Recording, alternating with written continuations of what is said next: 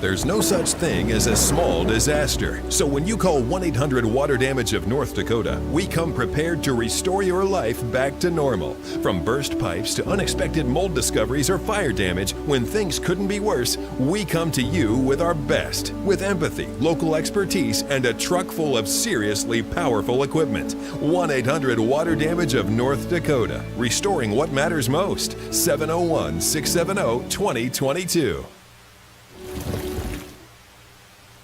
Hello. Welcome to Valley News Now. Weather update brought to you by 1-800-WATER-DAMAGE of North Dakota. Obviously, water damage, a big issue, I know, for a lot of folks from time to time. So I want to make sure that is the place you call there, 1-800-WATER-DAMAGE of North Dakota for all those water damage issues. Let's go ahead and talk about weather for you. And what we're going to talk about, first of all, it's been a pretty day. The other thing we've noticed, temperatures warming up pretty nicely. Now we're still well below the freezing mark, but with the sunshine, with the lack of wind, really feels pretty comfortable out there. I got the opportunity to head outdoors, take the dog for about an hour walk this morning, and once I was bundled up, not really cold at all as I was walking around. None of that brisk frigid air hitting my face out there this morning with that lack of wind. So the question is, are we going to see those conditions stick around? Well, in fact, we're going to see even warmer temperatures tomorrow morning, tomorrow afternoon. Temperatures actually warming during the overnight hours. Pretty shot right here. You can see blue sky over Fargo, and again, those temperatures have warmed nicely. We'll take a look here in just a second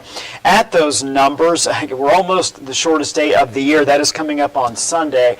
And you can kind of get an idea. It's just a little after 3 o'clock, and it already looks like we're reaching those twilight hours. About another hour and a half, of course, the sun will be going down. Again, big difference temperature-wise now compared to what we saw this weekend. Now, this is not the wind chill. This is the actual air temperature. It is 27 degrees in Jamestown, 27 Oaks, 29 in Siston, so knocking on the door of the freezing mark there, at least the 30s. We still have some mid-teens. Langdon, Hallock, both at 16, 17, Fargo, Baudette, Roseau, also Park Rapids. A little warmer in Alexandria coming in at 24 degrees. Now, we factor in the wind. Because there's very little wind, very little impact. So what we're seeing out there with our temperatures, that's what it's feeling like as well. You can see Langdon, a little bit of a chill, feels like 7 degrees, but again, so much better than what we had this weekend. So nice little warm up, and that warming trend is going to continue as warmer temperatures move in from west-southwest to the east, spreading across the region tonight and tomorrow. We'll get to that in just 1 second. Do want to go ahead and jump, though, to our first alert weather Thursday. What we have,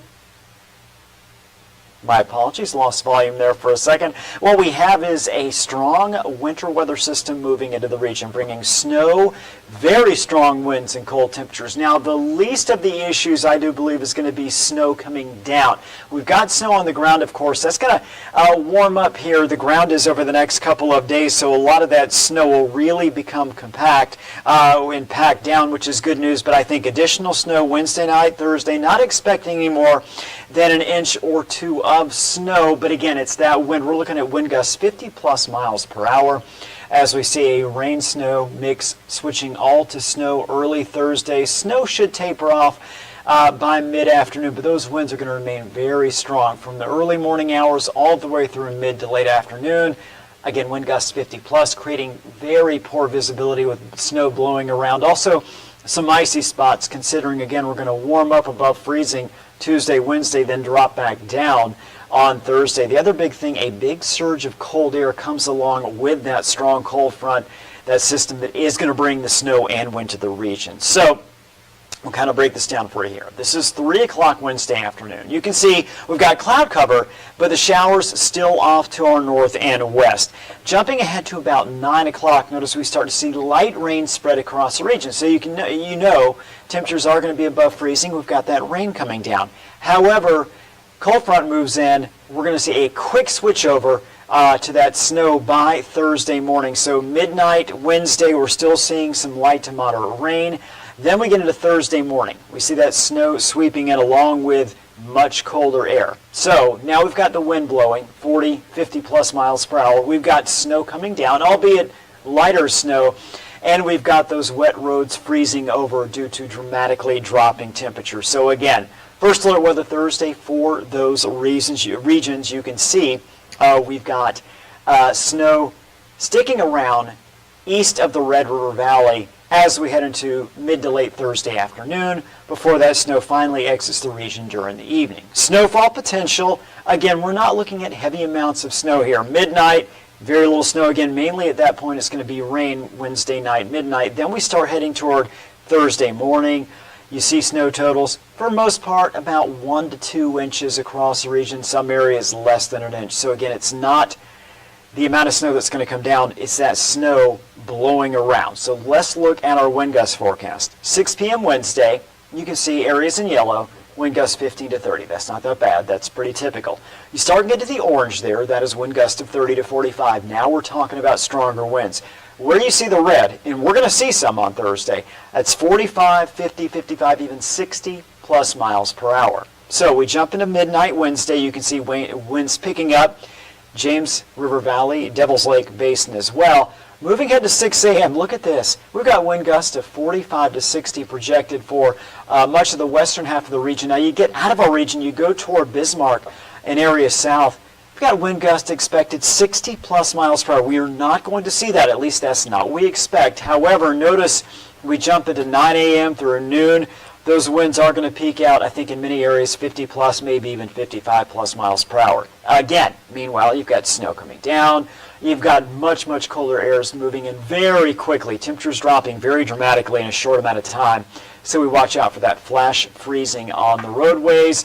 Moving to 3 o'clock, wind, I should say, starting to push off to the south and east out of Lakes Country. By the time we get to the late evening hours, you're going to see that the snow there, the wind starts to move out of the region, winds decreasing rapidly.